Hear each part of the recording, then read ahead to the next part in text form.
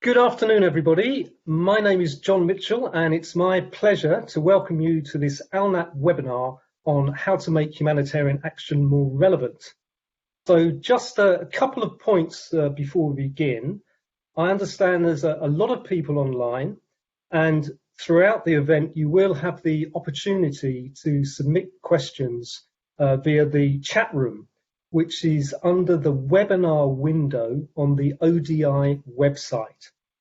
And of course, please feel free to use Twitter if you would like to share any thoughts that you may have, any ideas you may have with a wider audience. And the hashtag for that is ALNAP32. So a few words of introduction from me before we get going. Some of you will have attended the last ALNAP annual meeting in Berlin, and you'll know that the mismatch between what people really need and what they actually receive from humanitarian agencies has been a problem for decades, and it still is. Now, I think that we have made progress in understanding why this is the case, and I think that those of you who were there at the meeting will remember the discussions around the inadequacies of a supply-driven model and the way that we're all conditioned to see the world by our own culture and experiences. And we all know that we can still improve when it comes to inclusion, getting a holistic understanding of the affected population, adapting to new circumstances, co-creation, and so on and so forth. I think that my big takeaway from the annual meeting is that being relevant is more to do with relationships than transactions. So it's not solely about supply and demand, but also about who we're dealing with and finding the very best way to work in context. Now, of course, all of that is much easier said than done, and the challenge that we all face now is multiplied many times over, of course, due to the COVID-19 virus, which, of course, is causing grave concern to all operational agencies. Now, I know that the UN have recently launched their emergency appeal, and I read in the paper yesterday that the virus has reached Cox's Bazar in Bangladesh, which, as you know, is about 8 miles away from the world's biggest refugee camp, where I think there are about 850,000 Rohingya people. So what can be done about this? There are massive questions today about the system's ability to provide relevant aid in such dire circumstances. And to help us address these questions, we have four special guests today, all of whom, or at least three out of four of whom, are dealing with these issues on a daily basis. And let me introduce them to you now. So from Geneva, we have Ombretta Baggio. Hi, Ombretta. Give us a wave, thank you.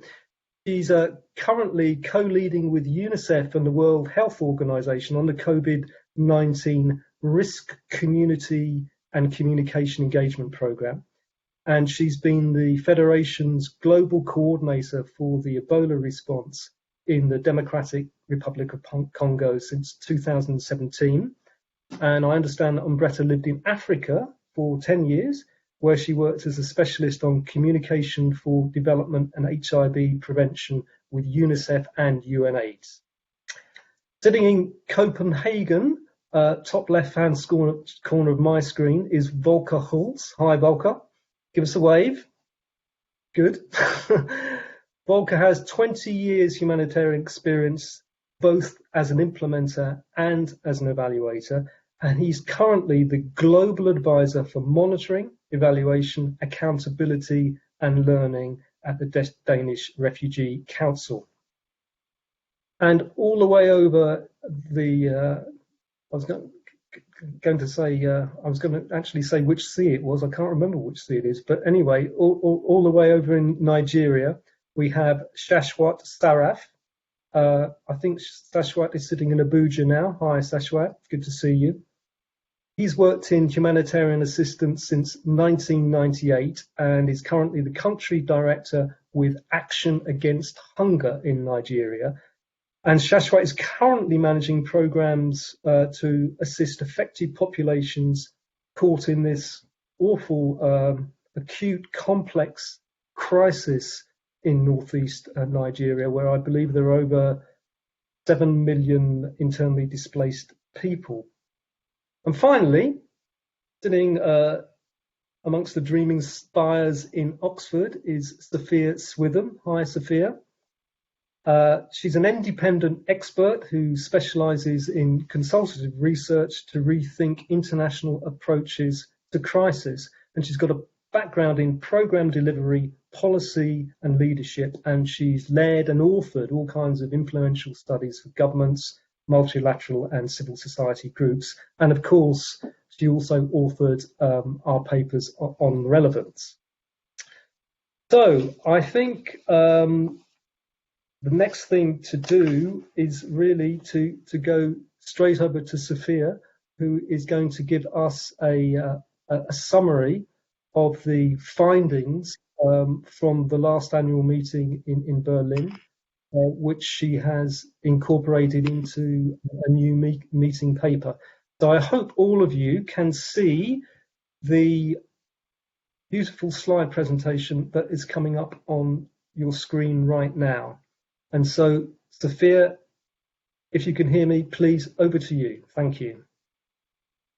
Great, thank you. And John, can you just acknowledge you can hear me?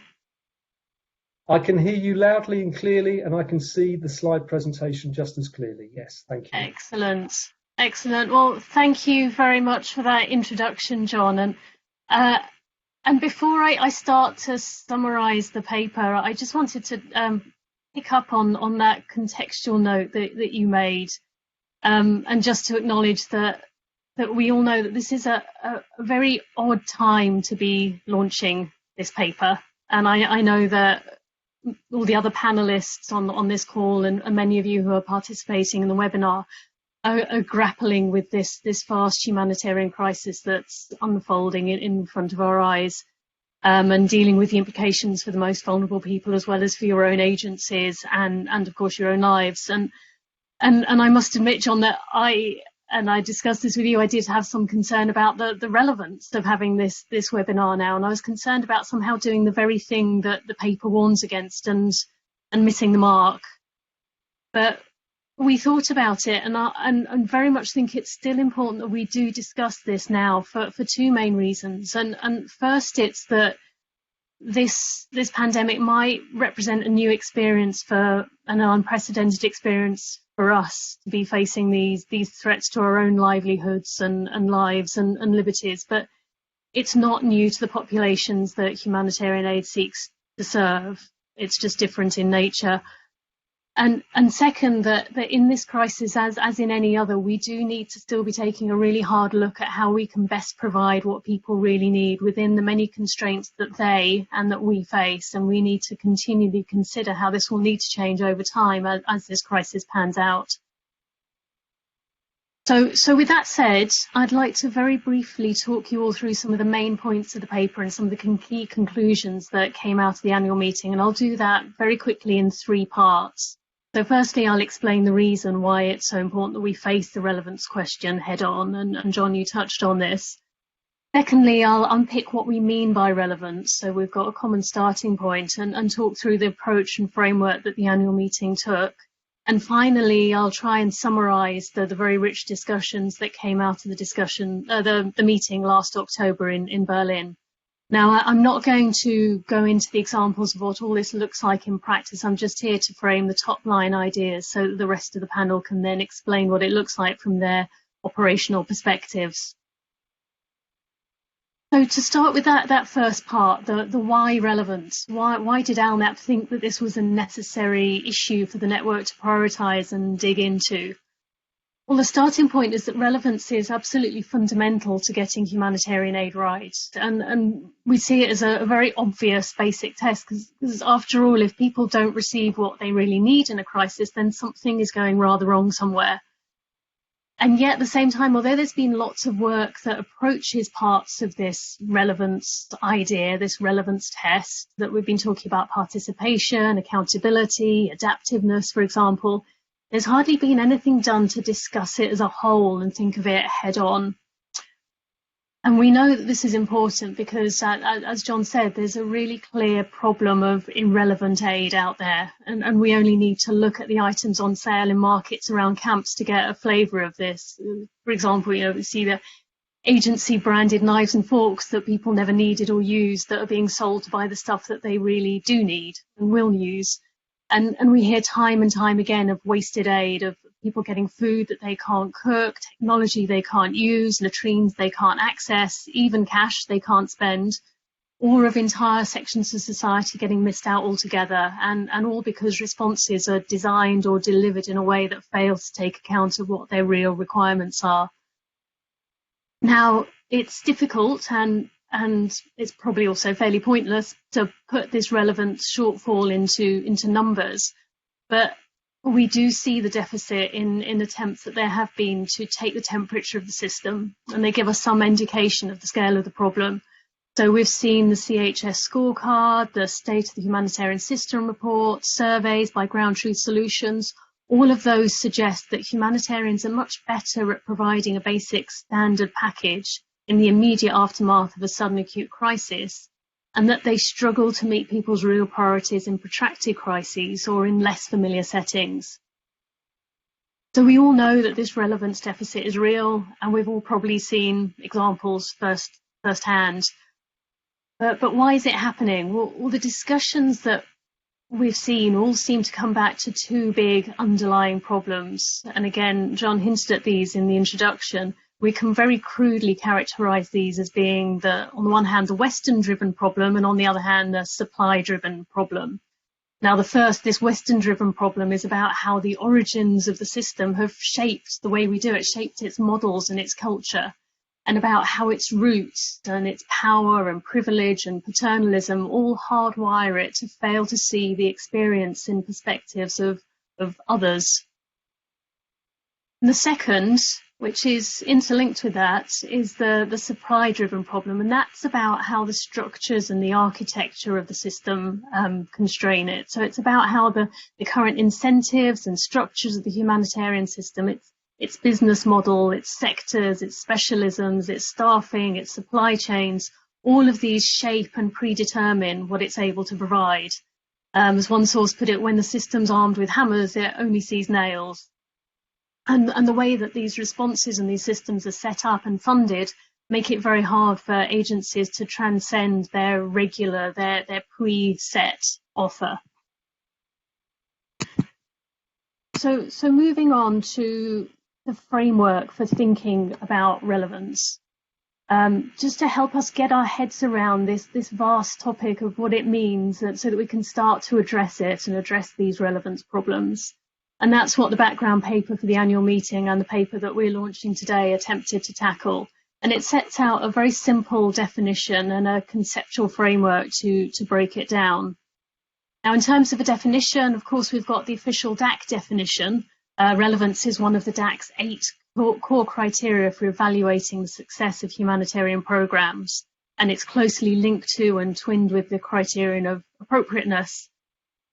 And aside from this professional terminology, this jargon, relevance is of course part of our own everyday vocabulary and experience, and simply put, relevance means being closely connected to what's important to us, being related to the main issue at hand and to what people really want or need. So as a very simple working definition, we can take relevance to mean just being in line with the priority needs of affected people. Now, of course, that's a very broad and it's a deceptively simple definition. And the framework that we took for the meeting tried to unpack this, to get some granularity, to really figure out what it means. And it did this in breaking it down into 10 dimensions. And I think, Maria, we've got the slide up which shows those 10 dimensions. So 5 of them are related to understanding what people require, and 5 of them are related to providing against these requirements. I'm not going to talk through each of these 10 dimensions in the limited time we have now. For those of you who want to know more about them, they're all set out one by one in the report. But I just wanted to make 2 general points about them. First, I guess it goes without saying, but I'm going to take the opportunity to say it anyway, they are all interlinked. Understanding and providing inextricable parts of humanitarian response, not separate stages in a project management framework. And that's particularly true if we're aiming for programming that's adaptive to changing knowledge and to context and need. And it's particularly true if we believe, as John reiterated, and the annual meeting seemed to quite strongly endorse, that humanitarian action should be as much relational as transactional, that how we relate to people is as important as what we provide. And the second observation on this framework is that nobody said that any of this was going to be easy, and that for each of the 10 dimensions we've explored, there's clearly no clear-cut textbook answers, right and wrong answers to the relevance test. Instead, there's sliding scales, which we illustrated in the report, along which we have to make some choices. And each of those sets of choices poses some pretty tough dilemmas for humanitarians in the real world, with the operational, organisational and structural constraints and challenges that they face. There's dilemmas of expertise, those dilemmas of who knows best and who gets to judge. There's dilemmas of action, of what to prioritise and for whom. And there's dilemmas of boundaries, of when to stop and when to hand over and how to complement. And for all of these reasons, and because relevance isn't a static one-off achievement, humanitarians can aspire to just be more relevant rather than perfectly relevant. And that was the title of the paper. The aim is for that elusive humanitarian good enough, given the inevitable compromises that need to be made in any context and crisis stage. So moving now to taking this framework of the 10 dimensions, which we wrestled with in Berlin at the annual meetings, and we talked a lot about those dilemmas. What did we hear at the annual meeting? Well, we heard that despite the challenges, despite the difficult choices, there were many practical examples of efforts to be more relevant, and I think we'll hear more of those from the other panelists in a moment. And we saw some great practical tools as well, drawn both from the humanitarian sector, but also from the wider social justice sectors around the world. And we also heard some pretty honest and pretty brutal at times exposés of why and where we're still getting it wrong. And we heard some demands and recommendations for change, which can be boiled down into 5 calls for action. And Maria, if we could put that slide up now, please. And these are the 5 calls of action that are in the brief that's been shared with you. And I'm going to very briefly swing through those.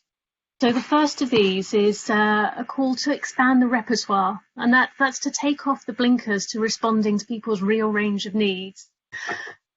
And it means becoming less dictated by preset sector-driven assessments and embracing open, multidimensional methods that capture the wide range of people's needs.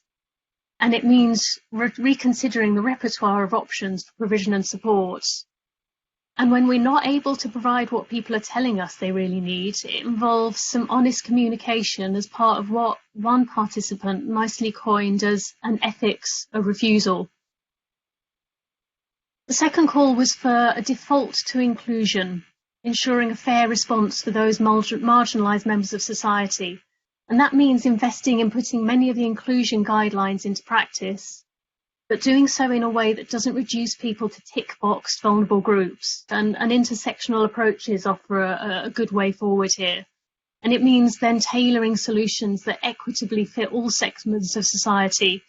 And we heard about several examples of this, including 2 practical models for tailoring, universal design and user-centered design. And one thing that we heard very loud and clear at the annual meeting was that we can't do inclusion and equity without better diversity within humanitarian organisations. And that demands a very honest look right from the highest echelons of leadership to the direct face of delivery within a culture of open reflection on power, on prejudice and on inequality. The third call was to work iteratively, to keep up with changing requirements to stay relevant.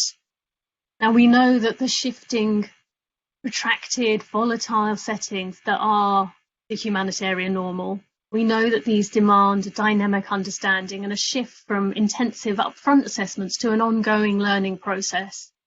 And the annual meeting heard how growing investments in feedback and monitoring now need to become routine. They need to challenge what somebody called the linear tyranny of the old log frame and become part of an adaptive approach. So we need ongoing investment, not just in gathering feedback and information, but also in analysing and course correcting in response to this and in closing the feedback loop. Fourth, and very importantly, was the call to assume agency. Now, this means working with a starting point of people's own capacities and expertise. It means moving from a deficit needs model to a holistic understanding, which begins by seeing people in terms of what they actually have. So their support mechanisms, their skills, their rights, not just what they lack. And this very much builds on the self-recovery thinking that some sectors already use. And it means not just gathering numbers on needs, but stopping to ask people, what are you already doing that we can support? And that's really the foundation of co-designed assistance, which offers people the chance to genuinely participate in shaping solutions most relevant to their situation.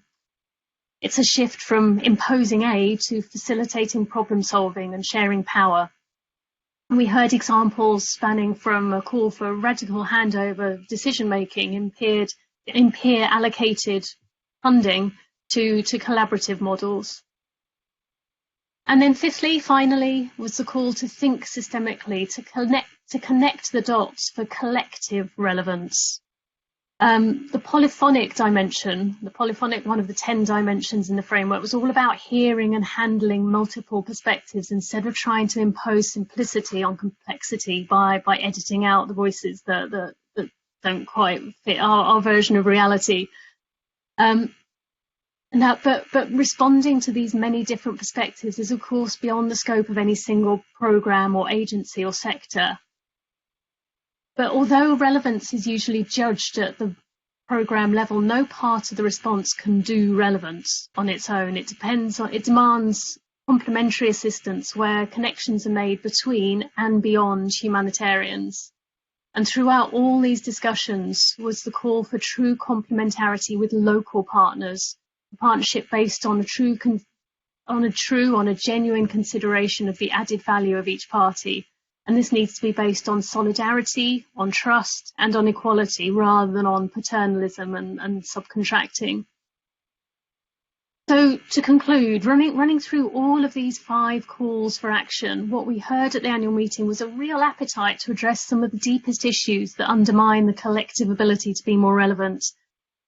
Participants were both very honest about the reasons for relevant aid, and they were ambitious in proposing how to be more relevant. Many spoke of the need to turn the business model upside down, and some even urged subversion in the ranks of ALNAP. Many called for a radical role change for international humanitarians, and that includes transcending the sector-based system, but it also goes much, much further. It involves turning over power and resources to those at the receiving end who are best placed to judge what's relevant. And it involves using expertise to support others to make decisions rather than to impose decision-making. So many people spoke of the need for international agencies to shift from seeing themselves as providers to becoming facilitators, brokers, and bridge builders. And this links very closely to demand for more locally led response, genuinely locally led response, which was a dominant theme over the 2 days in Berlin. And although we're quite clear that being local doesn't automatically equate to being more relevant, can't be more relevant without being more local. So I'm going to wind up this very whistle-stop presentation of the paper here, but just with a couple of final thoughts. The aim of the annual meeting and of the paper that we're discussing here is not by any means to provide a definitive word on relevance so that we can just draw a line under it, get back to our day jobs and start planning next annual meeting theme. Instead, we want it to be part of a conversation about relevance. We want it to start a conversation about relevance, one which takes it from being one of those sideline criteria on an evaluation terms of reference to being something that we all have an active duty to work out how to do. And of course, an annual 2-day meeting and a paper can't set out everything that this means in practice, but it can start to catalyse a new awareness of and a new commitment to improving relevance.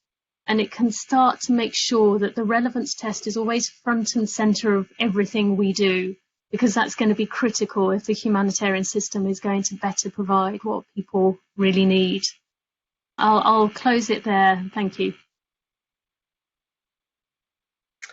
Sophia, thank you very, very much indeed for that presentation. It reflects a tremendous amount of work, reading, research, writing, discussions, and so thank you so much for summarising it so succinctly.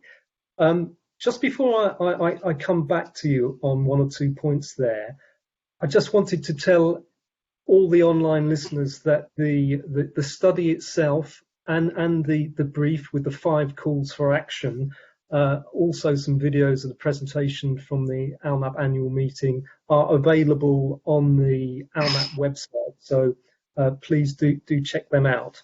But I wanted to start by asking Sophia a question. Sophia, we came to you over a year ago to ask you to research and write this paper for us. So I know that you have put a lot of time into it, a lot of thought, there's a lot of thinking gone into it. And over time, I suspect that you may have developed your own ideas and perhaps even changed your thinking a little bit. And I wondered if you could tell us what you've learned yourself from being engaged in this topic so deeply for the past 12 months. Thanks. Goodness, thank you, John. Yeah, and it has been a year. Maybe I can break that learning process down into 3 bits. I suppose there was the bit at the beginning when I was in the process of writing the background paper, and then there was what I learned from the annual meeting, and then there's some reflections on the situation now. On the process of writing the background paper, I talked a bit about this in Berlin. I think I started off quite naively thinking it was going to be a lot easier. I thought that given that it was a DAC recommendation and that everybody was working against it in their evaluations, there would be a lot out there and that all I needed to do was to summarise it and maybe come up with a neat graphic, and that would be it. It turned out not to be so easy. There isn't really anything out there that has brought together all the pieces of relevance before, and that in itself was a bit of a learning process for me, that this was a gap. And then I read the very brilliant Time to Listen report and thought again that my job would be relatively easy, because that really said it all about how we need to listen and act on what we hear from communities.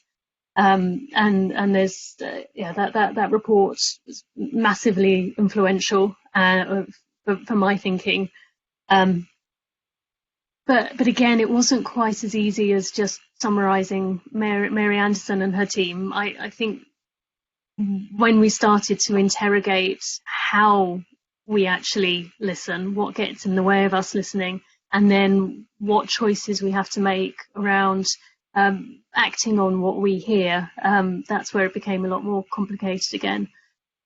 On the annual meeting and how that made me rethink, I guess I learned a great deal about some practical examples, what's already going on out there, and we'll hear some more of those in a moment from the other panellists. One of the things I learned was that when I was writing the paper, I did wonder if I'd gone a little bit too far on the power and paternalism piece, and I was very surprised actually at the annual meeting how people were calling on me to go much further. And I learned how people are in the sector are really ready to have quite a brave and painfully honest discussion on prejudice and othering. So I suppose I came out of that stage of the learning curve both more radical and more hopeful. And then finally, I suppose on the current situation, my thoughts, I think like everybody else, is just catching up day by day and a little bit half-baked, but there's 3 themes in the paper that seem particularly apposite right now. The paper talks a lot about expertise and about relevance being linked with sometimes a clash of expertise around and this idea of who knows best in any situation. As I'm sure Umbrecha and the other panellists will attest. I mean, we learned a lot about expertise and the clash of who knows best from Ebola. And as the COVID-19 response unfolds, I think we're seeing that even in situations where the imposition of scientific expertise is justified and paramount, we do that without due relevance at our peril, and that all of that must be rooted in a clear understanding, appreciation of culture and context and marginalized groups and language if it's to succeed. There's a point on localization, a reflection in the current time on localization. I don't quite know how, nobody quite knows how it's going to pan out, but I think the COVID response is going to be a game changer in some ways for localization. And then finally, there was a point in the paper that resonated with quite a few people I spoke to, which was the point about empathy. And in the annual meeting, we had not only international humanitarians, but we had people working in the social justice sectors in the US as well. And there was a realization that international humanitarians can learn an awful lot from community action and public service models taking place on their own doorsteps. And that doing so is not just about borrowing techniques, but it's an exercise in some very basic empathy, prompting us to ask, what would I want aid to look like if it were in my community? And I think the fact that COVID-19 is a global pandemic is potentially bringing home some of that empathy and prompting us all to ask that question of what would I want aid to look like if it were here? Thank you. Sophia, thank you very, very much for that. I think I will come back to you later, but now I'd like to go over to Umberta, if I may. And Umberta, you're working on COVID-19 now. You have read the report, of course, you were at the meeting. I wonder, could you pinpoint the things in the report that are very, very specific and important to the work that you are doing now, and tell us about them? Thanks. Yeah, thanks, John, and thanks, Sophie, for a great overview. It seems like I'm having so many deja vu from the work we've done in Ebola and the work we're doing in COVID. One would think is a very different reality that we're going through, but what I'm seeing in Italy now is a lot of what I saw in Ebola before, and is very hard to describe. And I come from Italy, and I see my country going through a very difficult time. But what connects me to the work we've done in Ebola, and I want to take you to that work as well, is being agile, being adaptive, co-creating with the community, and how much in this space the role of the community now more than ever is central to whatever we do. And it seems a cliche, but in this situation, so I've been responding and working on COVID since January now.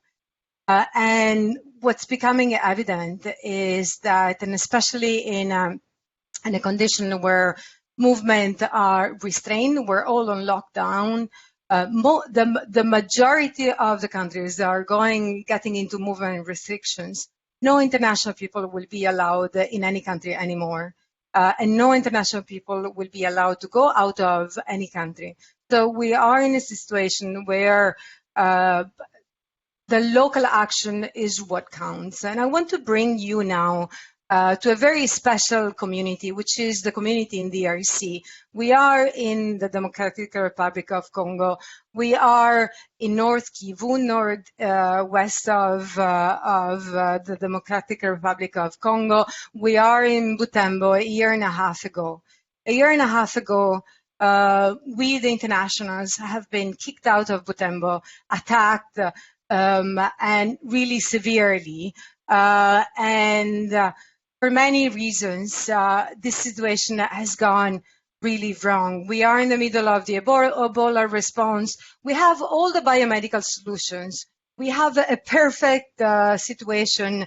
All the international community is there.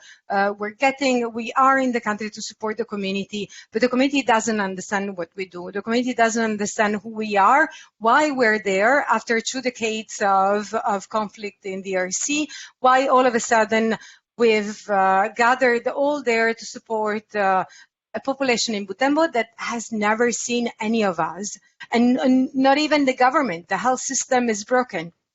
And all of a sudden they see all of us, and this is, we come in and we say, we're there to support you. But instead of saying,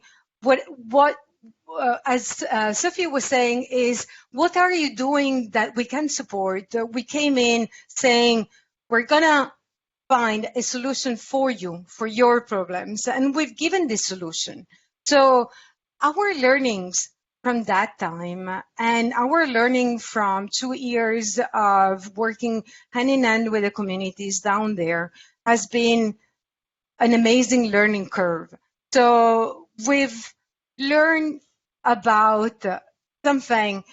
So for me, the 2 words that resonate is agile, dynamic, and adaptive. So what we've done there is something that we've never done in other responses, which is the biggest community feedback system we've ever set in place. Is a feedback system that has involved 800 volunteers on the ground based in Butembo, as well as in other health areas in the country that have been collecting steadily and consistently for over 2 years key questions, key beliefs, and key feedback from the populations. And this piece of work, this piece of data that has been coming out of DRC has helped us in shaping the response and has helped us bringing these voices to the table of some of the key decision makers to change the way we were operating. This, though, I think the biggest learning we've done there is that, and in the paper is very clear, there is no point in collecting feedback if you're not ready to act on it. And this is the biggest learning there. What we've learned is that what matters is what action we roll out at a very localized level. So every community, every health area has had a different reality, and is a reality which is very hyper-local, which means every stakeholder that comes from the outside, and outside means outside that area, is perceived as somebody that doesn't belong to that community, somebody that they wouldn't trust. So is around creating that listening structure where it matters at a very localized level. And also making sure that this listening structure is methodical, is based on a method that is not only anecdotal listening, but is based on a methodological approach, which we've come up with. This means that I need to trust the local organizations, and I need to trust the local communities. And one of the key factors there is that we keep on highlighting how important it is that they trust us, they trust our biomedical approach, they trust our services, they trust what we tell them to do, and we often oversight the other part, which is that we need to showcase that we're trusting them. So they've given us amazing suggestions and solutions that often, and I'm not hiding here, often as international players, we've totally ignored, and this to the point where they felt so ignored that they've acted on this, on us not acting on that feedback, that they've gone into sometimes violent approaches. So the learning that has come from there for us is that we do not need perfect systems, but we need a good enough approach that is completely grounded at the local level. We also need an approach where the community feels that they are in the driving seat. So one of the last deep diving, and the one that I've appreciated the most, has been around analyzing all the data set we've had to really dive deeper into what the community means by community ownership and how they feel around leading in their response. So they've told us over month and month that they wanted to be in the leadership. So it was pretty clear what type of leadership they wanted to have, what type of suggestions they had for us for supporting them, and what community structures they had already in place that would enable this leadership. Now, sometimes it's easier just not to listen because it does challenge our system. And it does mean that we need to do things differently. And doing things differently means that we need to change a whole lot of what we do. But I think, and I don't want to say that the Red Cross has done things perfectly, because we haven't, and none of us in the RC have done things perfectly. But I think we've gone to a point where all of a sudden, and I think, unfortunately, because of attacks and violence, we've realized that, yes, we need to do things differently. And that has been the turning point of finally looking at what structures are there, how have these structures function or not function? How can we help these power structures that are in place to fulfill that role? And who should be the person and the structure in the forefront of this community planning? So we've moved from listening and acting, and again, this dichotomy, us versus them, and we do things as you say in the paper, as a provider, to more an enabler. And this has been, for me, one of the best experiences ever in terms of enabling a community action plan that where it's clear what the community is bringing into the plan and what the different agencies could support the community with. But the bottom line is that this is the community and the structure in the community deciding what they want to do. And us coming into place to say, okay, what gap do you have in that plan that we can support? And of course, is a journey. It took us 2 years to get to that journey, but for me is the journey that we're in now with COVID. Again, with COVID, we won't be allowed to access communities like we couldn't do in Butembo for a long, long time.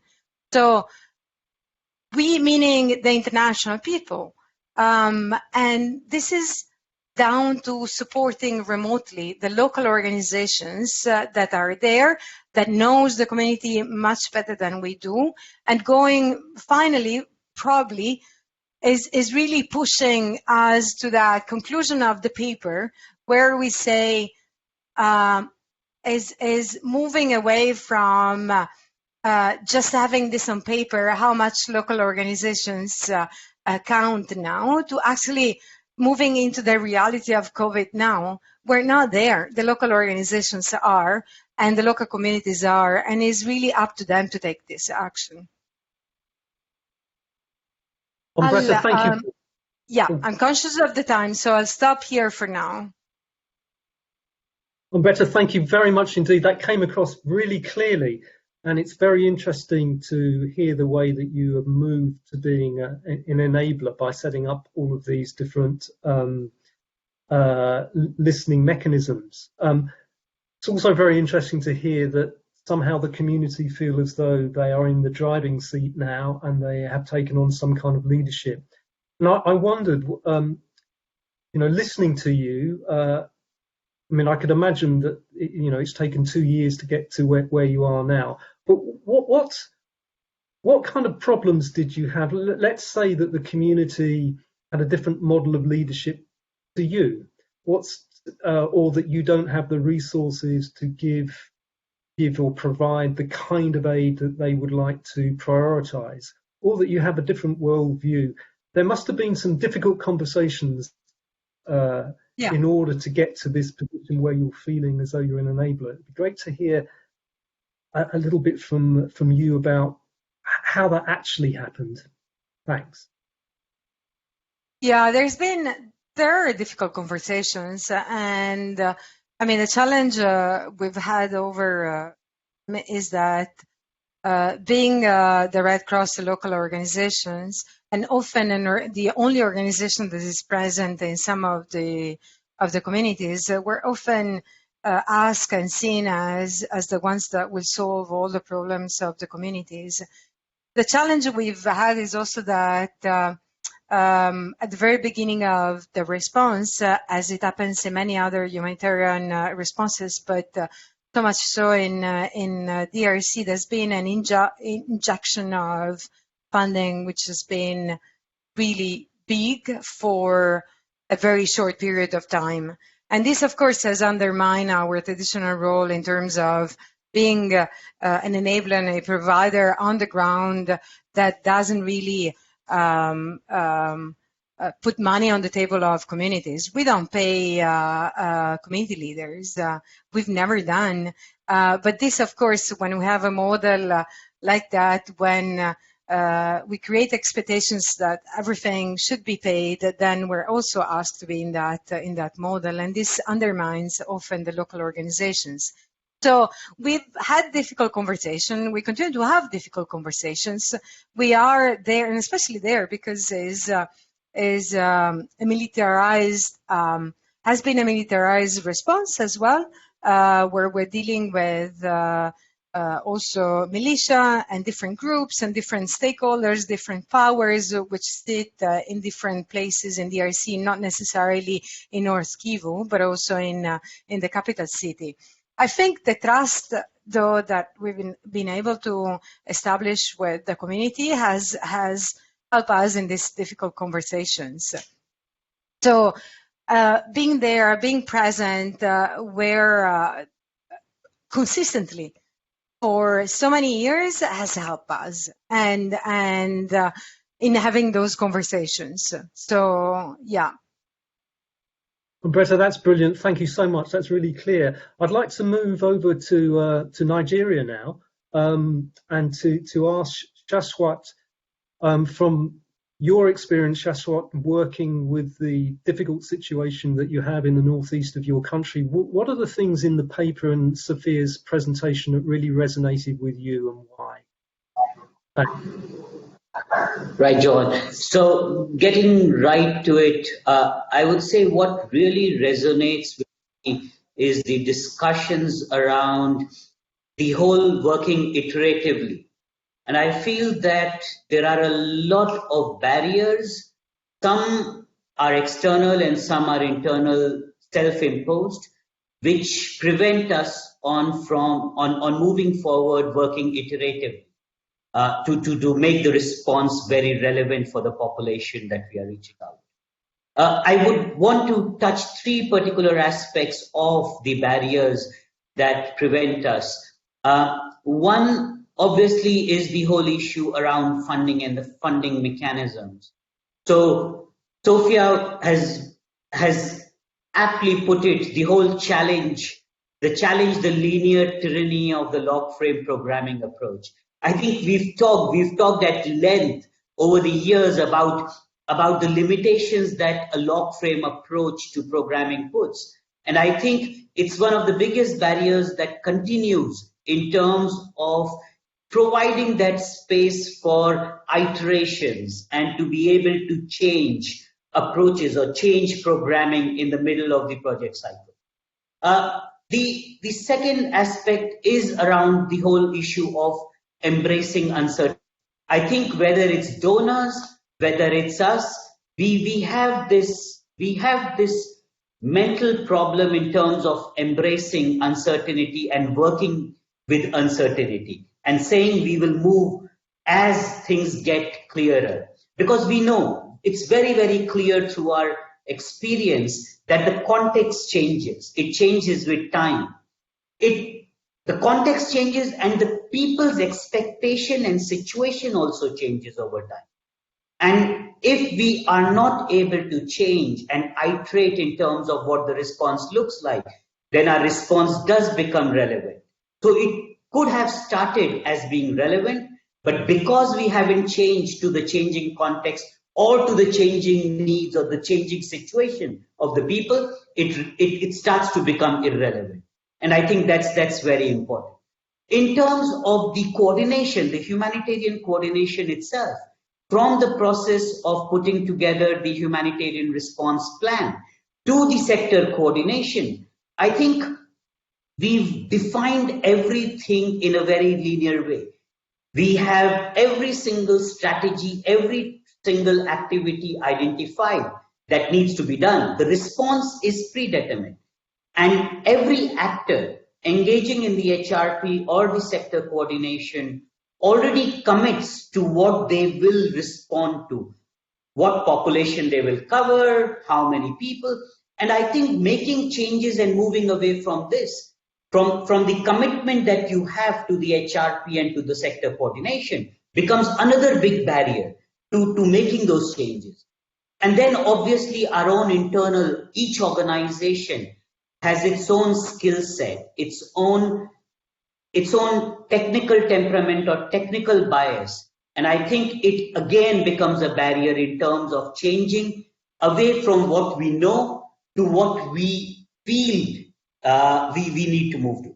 I would stop in terms of talking about barriers, but I think a lot of examples which have also shown how the humanitarian response over the years has evolved and moved and changed in terms of identifying newer solutions to be more adaptable and more relevant to the case in point, which is very clearly identified in your paper, Sophia, is around cash programming, the adaptability, the process of cash programming. And I think even non-material needs, for example, mental health issues being addressed or protection issues being taken into account. I think a lot has moved, but there is still quite a way to go for us to be able to remove those barriers and be able to iterate and change as the situation changes and as the context changes.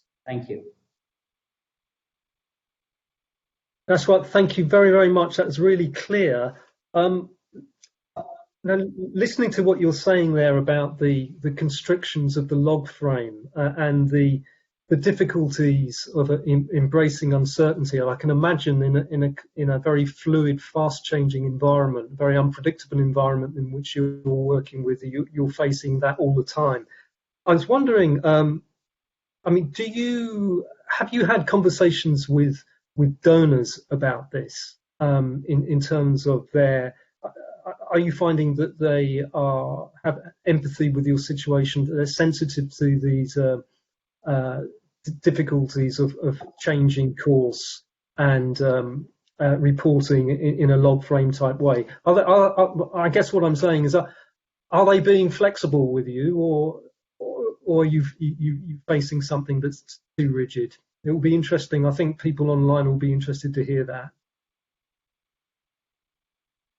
I think you see a lot of flexibility amongst donors, and there have been multiple conversations with donors, given that the Northeast Nigeria context has evolved and continues to evolve very, very rapidly. There is a lot more flexibility when we look at security access issues. So you see the donors' flexibility, you see very, very open attitude towards addressing. Yeah. But I still feel that we've not been able to address the issue of the log frame, the tyranny of the log frame, in terms of how in the middle, the course of a project, an agreed project, are we able to say, let's pause, let's stop, because this probably seems to not be working, and let's change it radically. I think we still are not at that stage. Both as an organization, I would not want to put the blame. But I think as a collective humanitarian community, we need to reflect on how many times have we ourselves paused and said it's not working and we need to stop and we need to change. And the same thing goes for the donors, to be able to say that, to be able to be open if an organization does come and approach and says it's not working. We need to radically change our strategy and do a course correction rather than wait for the next project cycle to start. But we need to do it now. I think there is a lot of work to be done there. Well, let's hope we have some donors online and they heard what you said there. Listen, let's move over to Copenhagen and to Volker. And really, Volker, to ask you the same question, if I may, what particular things in the report resonated with you in the work that you're doing with DRC? Thanks.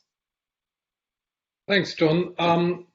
Yeah, looking at the paper, for me, what really sticks out as a big challenge for us is the issue of active inclusion and co-design at the beginning. But then also as an evaluator, how do we confirm later when we evaluate how relevant and how much people were actually involved in the response and in designing the response and shaping the response.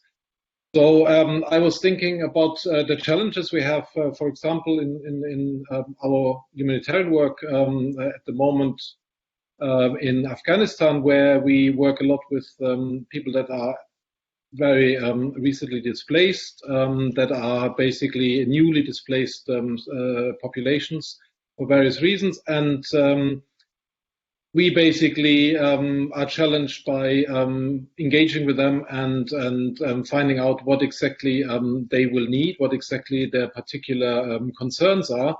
And this is all often a very a situation that is under time pressure because of the often volatile environment. It's quite difficult to spend a lot of time in these communities. So there's some real challenges to active engagement with individuals in a more meaningful way, because having a decent conversation takes time. You need to build trust. As we just heard from Umbretta, these processes take time. So as much as we try and capture also what people's expectations and needs are beyond the sector questions that, of course, are also being pointed out in the paper as one of the constraints that we have, that we think in sectors. The challenge that then comes up, if people have needs that we cannot immediately address, is how do we deal with that? How do we deal with these expectations? And how do we help people in a meaningful way when they're not interested in a particular part of the portfolio that's on offer? And of course, the common reaction of the system for many years now has been cash, which has improved a lot of things. As Sashwat just pointed out, is that cash has given us a lot more flexibility to achieve relevance, because people can use it for a lot of other purposes. And if we look beyond the immediate needs, provided that the markets are available, there is obviously a lot more that people can do when they have flexible cash in their hands.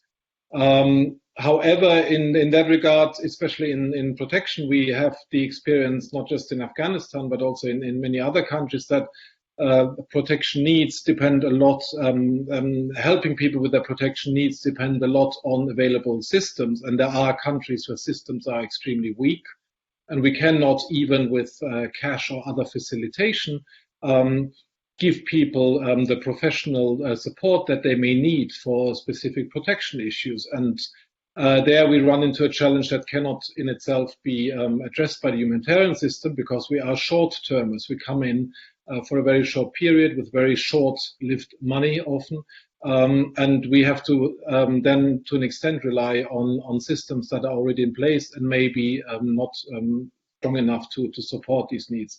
So there's a lot of challenges there, but yes, the intention is very important, and the active being active about engaging people as much as possible in the limitations that we have is very important. But I just had also promised that I would briefly touch on the evaluation side. And in humanitarian evaluations, again, often for time, but also financial constraints, in a few years back, we have not necessarily included the voice of affected people very much in our evaluative evidence. But it's been a very good positive trend recently, in my experience, that a lot more, especially of the large evaluations, are doing that very actively and prominently. And I just wanted to briefly mention an example of an interagency humanitarian evaluation that was just concluded in Ethiopia, where quite a substantial investment was made in speaking to people that have experienced consecutive drought responses in Ethiopia, which were evaluated, and really brought out a very different perspective and a very different stream of evidence in that evaluation as compared to the more traditional methods that were employed.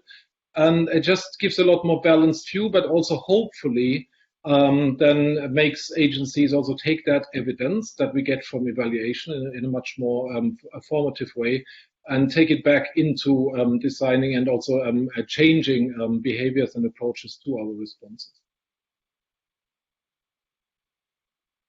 Volker, that's really interesting.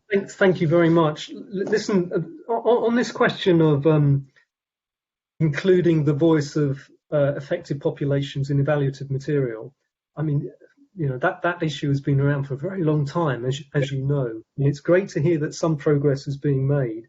I wonder, you said it was an interagency evaluation, and it sounds like a bigger evaluation. I wonder if the reason that you were able to do that in that particular evaluation was that there was more time, more money, and more resources because it was a joint interagency evaluation rather than the single agency evaluation. And I wonder if you may have a view on the relative proportion of single agency evaluations to multi-agency evaluations that are out there at the moment. Because it seems to me that the joint evaluations, when they do come up with recommendations based on better material, there's been more resources put into it, and they have the ability to leave a better change. Maybe just a few thoughts on that from you would be very helpful. Thank you. Yeah. Thanks, John. You're absolutely right. There is, of course, these are the IAHEs, which have their own system and their own fundraising mechanism from a lot of the large UN agencies, of course. And we're talking about very different evaluation budgets, and of course, it is easier to then also have substantial elements of engagement with affected people in the evaluation. But it is speaking to the fact that if we invest in a very good system-wide evaluation in a country, we can do a lot more. And something I had also brought up at the conference on the last day, the fact that we are stuck a lot in those end-of-project evaluations that we often feel that they are a donor requirement, and which may not always be a donor requirement, but there's a practice of doing those, and we spend a lot of effort and time on those, and money, of course, that if it was pooled, then we could do a lot bigger but less evaluations that could explore a lot more different evidence streams. We would get a lot more quality out of it. And there is a general commitment by a lot of agencies now to complement with bigger evaluations and not overlap and duplicate all the time. But there is a long way to go. Those interagency evaluations are getting better. They're getting more noted. But at the same time, it's also everybody has to scale back on project level evaluations and maybe look at ways of pooling funding and pooling effort. Well, very helpful comments. Thank you. I'd like now to go over to some of the questions that we have been receiving online. So we're collating these, and there's one interesting question that, if I may, Ombretta, I would like to put to you, and it's from a lady called Mira, who works for Geopol, who you may have come across. Yeah. They work with us on the State of the Humanitarian System report, do a lot of work on telephone surveys. But she's asking you, can you share what tools you used to collect feedback during the Ebola crisis? And are there tools from that experience that can help us now during the COVID pandemic? Yeah, thanks so much for the question. Indeed, we are repurposing all the tools that we've used in DRC. We've made the tools simpler and made them available to the coordination group we're working with, which encompasses civil society organizations, UN agencies, and our experience is a very, very simple one. So we have simple templates and we have logbooks that do a rapid automated analysis based on a coding system that we're simplifying. So I don't want to get into the technical details, but just to say our experience is keep it simple and don't aim at perfection. So the response so far for the last 2 months has been act rapidly, don't be perfect, just go out with something. And we've done so. And we have now very higher level insights from 24 African national societies. Is that perfect? No, it's not. But it gives us an insight of the offline conversations. Many of us are getting into analyzing online conversations. That's easy in a way because everybody's online, especially now lockdown. What do? You go online. So there are sophisticated tools outside there which are amazing. What we want to do is being able to triangulate that data online with what people are saying offline, those people that no one is reaching now, that are off the grid and that needs more support than ever. So understanding what's happening in those spaces that are in the dark. And I think there are many of us that have an added value in that space, others that have added value in other spaces online. So I think it's the time now to come together. We have some tools, you have others. Let's triangulate and see what people are saying in different spaces, and then go out with the information that is relevant to people. And again, going back to being relevant, we are relevant if we understand what conversations are going on. And these conversations are very interesting, and they might be very different from what we are discussing in our agencies. And the type of questions, people are really smart, and they've been in Ebola like they are in COVID. Their questions are becoming smarter and smarter, more precise. They have very precise questions for us. And while we've navigated the system up until now with very generic information, they're really tired of our generic information. They want more answers to their questions. So, and that's again bringing us back to being agile, being dynamic, not being perfect, but just go out with what people want now. And this is what we're trying to do, is that we're not perfect, but just trying it out. Check out say again? Go ahead. No, go ahead. Yeah, Finish. Yeah, all tools we have are open source. You take them, use them, acknowledge we've been producing them, but do whatever you need to do with them. And I'm happy to send them to you. Brilliant. Umberto, that's really helpful. Thank you. Good practical advice. Now, just to let you know that a few people have been interested by the short conversation that Shashwat and I had about conversations with donors. And people are asking what other panelists' experience has been with this, and how can we encourage donors to be more flexible? And can the panelists share specific examples of difficult conversations? Oh, that's a difficult question, that they've had with local recipients regarding relevance, distribution of aid, and how this was mitigated or settled. So the question is about conversations with donors, asking them to be more flexible, any experience there, and also on local recipients about differences of opinion with the distribution of aid. Now, I'm looking at all four of you on the screen now. If one of you would like to answer those questions, can you give me a thumbs up and we can go to you? Or if you don't want to, we can go on to the next question. I'll give you 5 more seconds. No one's jumping for that. So we're going to go to another question from Veronique Barbelet from the Humanitarian Policy Group in the ODI. And she says that the ALNAP paper calls for defaulting to inclusion. The inclusion of marginalized groups seems such a normative imperative given impartiality as a humanitarian principle. So in that case, why hasn't inclusion been a key driver of humanitarian aid? And what needs to be done to effectively default to inclusion?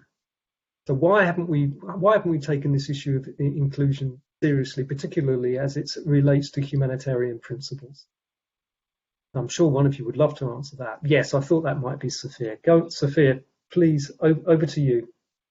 Well, I'll just kick this off with some of the thoughts that were discussed at the annual meeting and made it into the paper, but I'd also be really keen to hear about it from the perspective of operational agencies. And what really came out in the research and in the annual meeting was that inclusion wasn't being taken seriously for a few reasons. One was what people refer to as the dusty stack problem, in the staff on the ground were wrestling with a lack of resources, a lack of time, a lack of staff, a lack of ability to think straight, and then they were being had lots and lots of different guidelines thrown at them. So there were guidelines on gender, guidelines on age, guidelines to do with sexual identity, too many guidelines and not enough time to do anything about them. So there was this sort of accumulation of what was people referred to as a dusty stack. And we heard a lot about good examples, initiatives to try and rescue these from gathering dust on people's desks and become much more of an institutionalized requirement. But I think there was the sort of inclusion overload problem. I think the other problem that people talked about quite a lot was the issue of just a sort of fundamental problem of dealing with people as fixed identities with fixed sets of needs.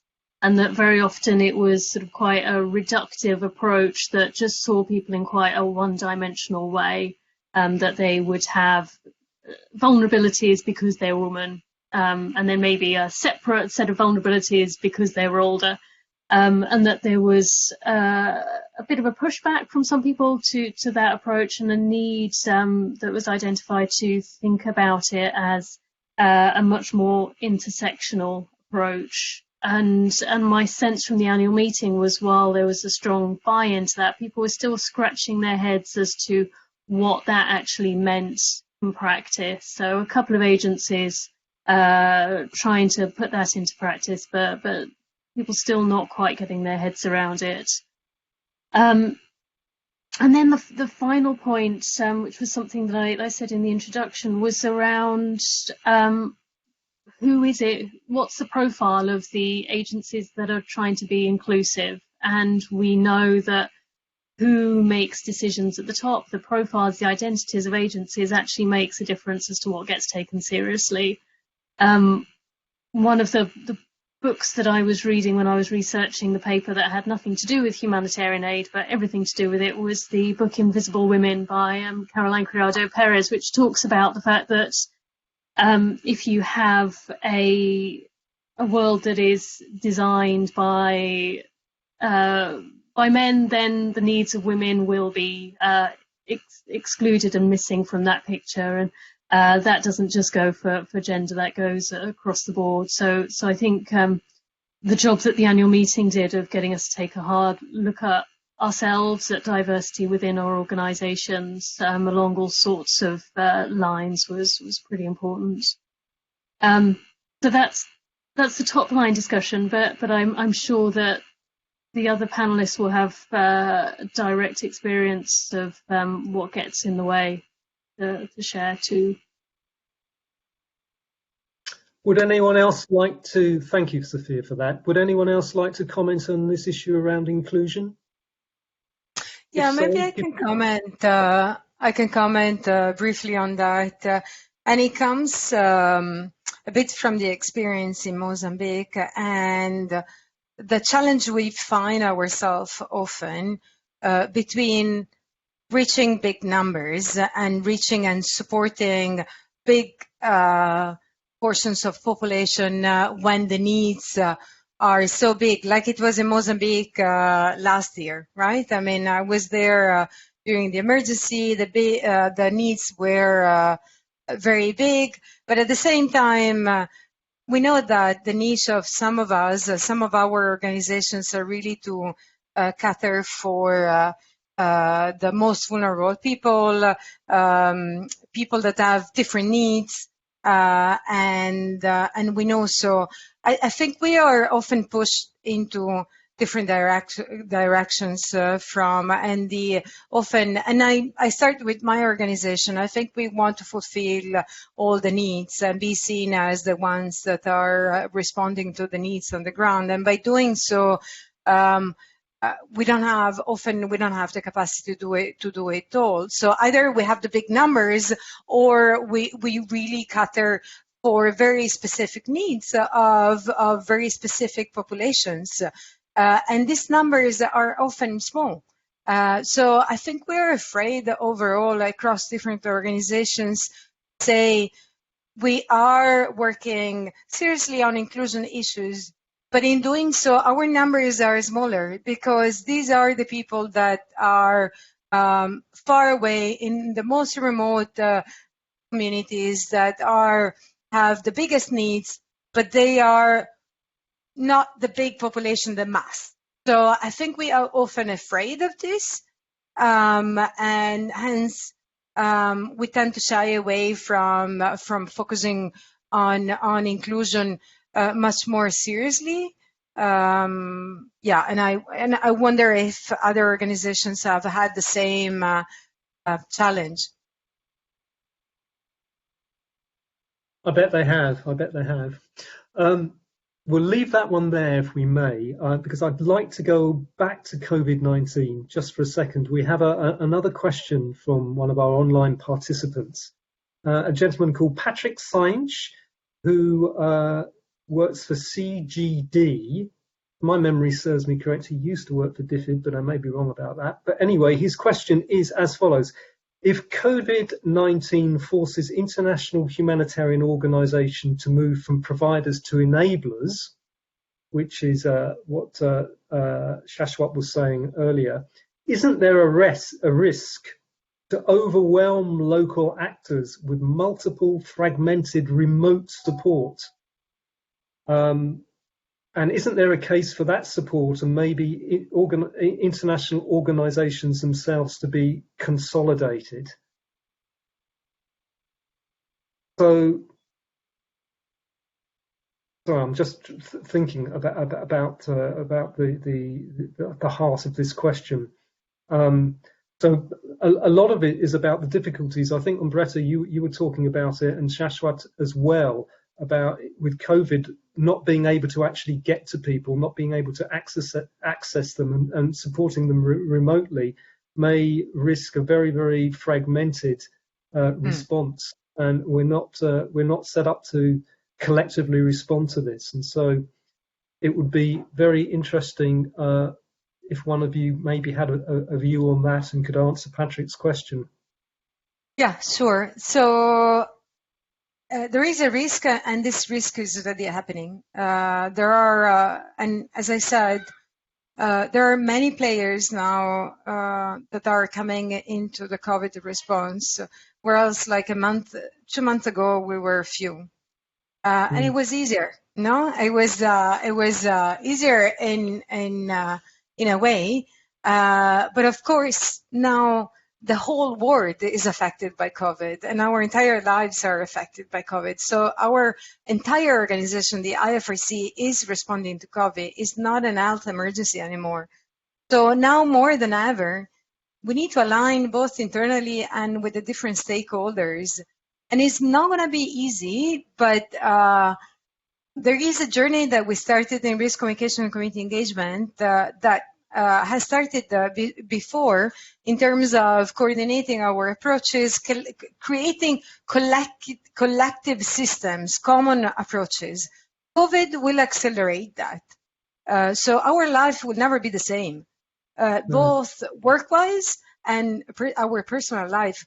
Work-wise, there's no way any single organization right now will work independently and in isolation in this. And the donors won't allow that for sure, and we shouldn't allow that for sure. So the local organizations are already overwhelmed with all our guidance and messaging and technical advice, including from before. So we owe this to them and to ourselves, because they are, the capacity on the ground is stretched. I mean, they are also dealing with other humanitarian crises. COVID is coming on top. So I think that the risk is there. I think we shouldn't really get into business as usual, not now.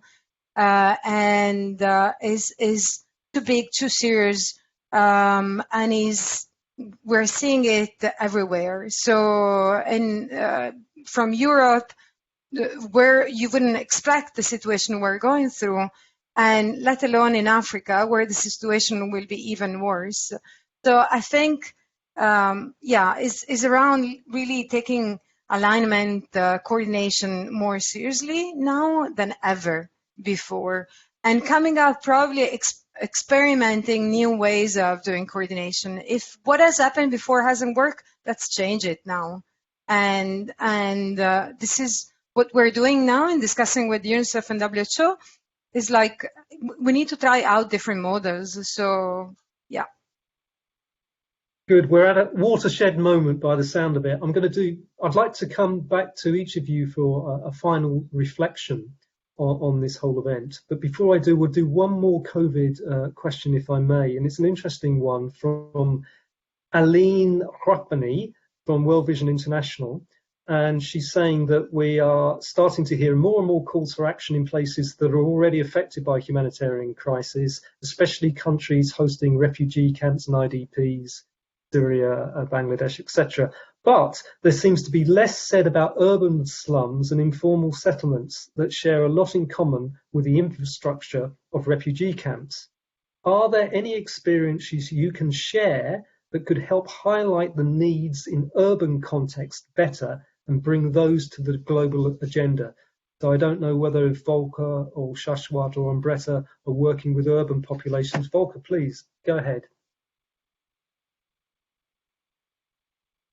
Thanks, John. I'm not sure I have an answer, but we do engage with urban refugees. We do engage with urban migrants a lot, especially in the North African context, where it's a huge challenge to reach people who are illegal in many of those countries, so they are invisible. So we're talking here about another marginalized population. Therefore they all often live in a very distributed manner. So they are not in a group that we can easily identify and provide services to. So in many ways, urban populations in this spectrum are a severe challenge, because they challenge everything that the system is set up for, to deal with a defined group that is in a defined space that we can identify visually, ideally, and then provide services to. Our approach, to an extent, has been to invest a lot more in understanding their needs in a lot more of a distributed manner in many ways, meaning that individuals that we connect with spend a lot more time in these communities, with this group, and to understand what the needs are and how best to provide for some of these needs. Of course, in many ways, cash is again a very good way of starting. But of course, there are protection needs that are a real problem in a population that's not necessarily legal in that country and therefore not recognized to access services, even such services existed. So it is a huge challenge, and I can only imagine now that COVID-19 is hitting those communities. When you don't have the right to even the basic health services that are available in those cities, it's a serious challenge. So we need to really get much better at connecting people with assistance in very distributed environments now, or we will not be able to help. Well, thank you so much for that. We're coming towards the end of our time now. And as one last thing, I'd like to ask you very, very quickly for your reaction to one question, which is the 5 calls to action that we have in the brief that Sophia wrote for us. I'll just remind everyone what they are. Expand the repertoire, default to inclusion, number 3, assume agency, number 4, work iteratively, and 5, think systematically. Which is the most important one for you? If we could be quite quick with that, that would be great, because we've only got a few minutes left. But who would like to start on that?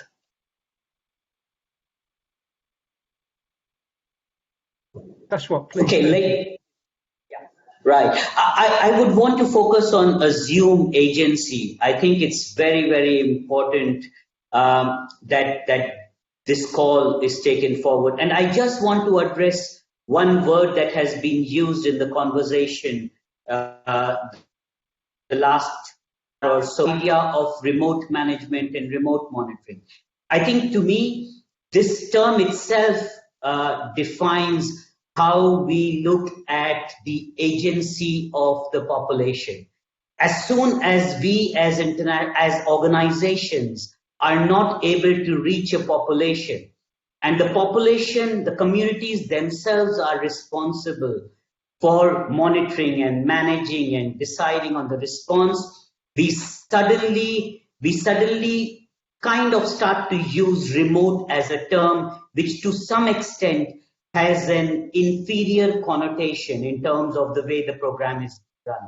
And I think that itself calls for us to reflect on the terms that we all use collectively and how we can strengthen the whole idea of strengthening the agency of the communities and the people. Thank you. That's brilliant. Thank you so much, Ashwat. Who next? Volker, I think please. Yeah. Oh, Wambressa. No, don't worry. No worries. No, yeah, I'll be quick. For me, very personal, for a long time, expand the repertoire. I really feel that the sector thinking is too ingrained in humanitarian assistance. Like Umberto said earlier, we really also have to learn new ways of coordination. So maybe this is also an opportunity now to really break down some sector barriers and become a lot more multi needs and expand our repertoire. That would be great to see. Yeah, for me is definitely the work iteratively and adapting to changing environments. We've seen over and over how communities are not they're not static. They change over time, and their needs change, their thinking change, their beliefs change, and we need to change with them to be able to be relevant and be up to date. And also, I mean, move away from rolling out very heavy surveys at the beginning, assessment surveys at the beginning, at the end. We're moving into a space that is much more dynamic, where, again, going with a good enough approach. We've had experiences triangulating almost real-time data from feedback mechanisms with social science data from smaller, formative research done in a timely manner. So there is, in a humanitarian space, we need to be, again, faster, more agile, and have a constant understanding of what's happening in the community.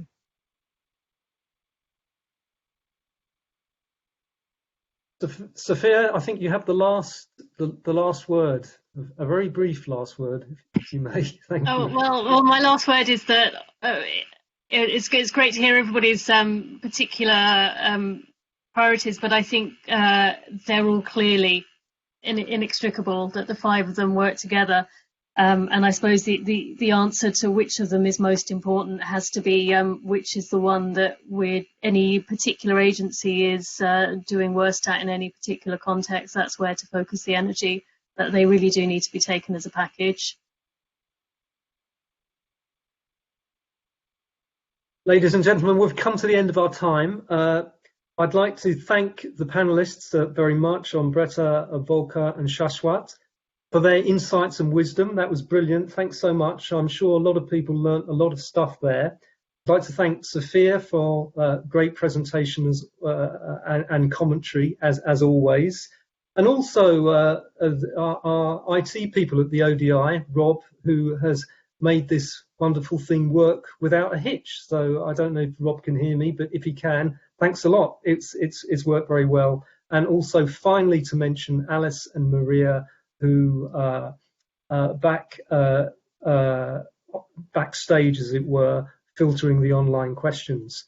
And so I think I'd like to finish by thanking the online audience. I hope you enjoyed it. I hope you got something out of it, and I wish you a very happy evening. Thank you very much.